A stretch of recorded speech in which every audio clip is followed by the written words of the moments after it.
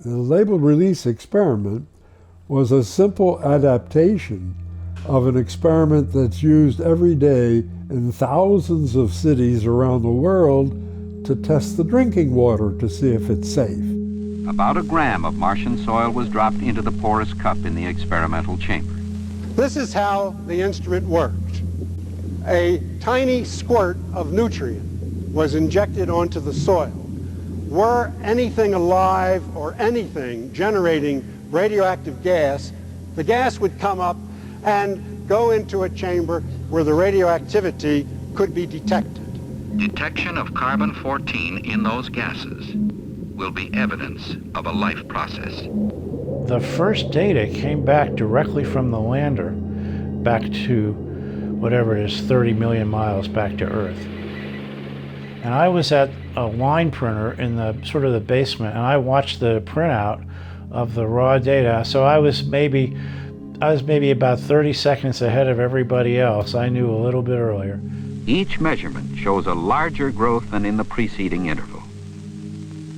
This curve provides evidence of the presence of life. So right then, we could have gone home. We discovered life on Mars, we confirmed it, hooray. As a matter of fact, I bought a bottle of champagne, I still have the cork. And then the adults began to entertain doubts, including my father, who told me he wanted to be very cautious and not make a mistake. But I'm not a cautious person.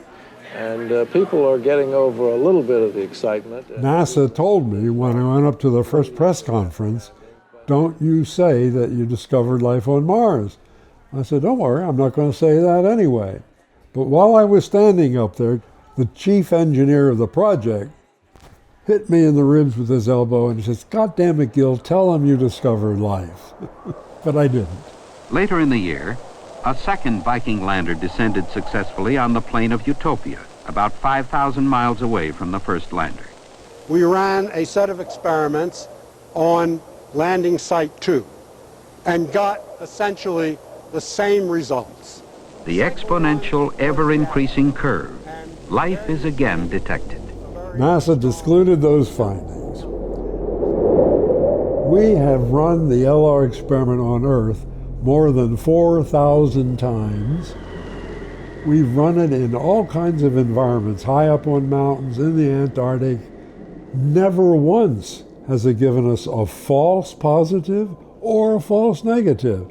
So that's extraordinary to be able to say that for any experiment.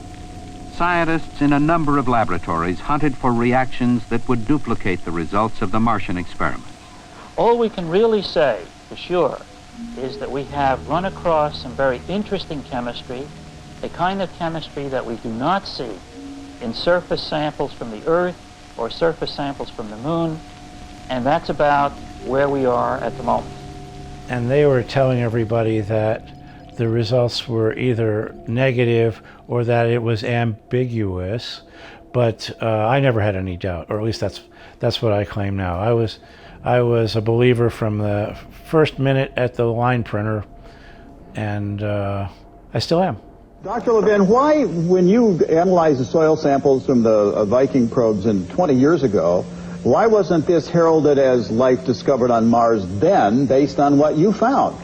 Well, there was another experiment aboard Viking, and in the soil samples that we found a sharp response indicating life, they found no organic matter. So if there's no organic matter on Mars, there can't be life, because life is organic. They didn't for a moment consider that the MIT experiment looking for organic matter could be wrong, and that the biospherics experiment could be right. Is there life on Mars? If there is, it will have to be the kind that could survive on a platform 20 miles up from Earth, where the atmosphere resembles that of Mars. The Bible tells us there's no life anyplace but Earth. So I would like to level that playing field.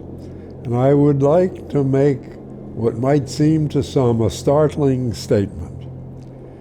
It would be a miracle if there were no life on Mars. It always happens in the history of science that as your perspective broadens. You learn more about what you left at home, as well as what you went out to seek. I would just like to end asking for a show of hands of how many believe there is life on Mars.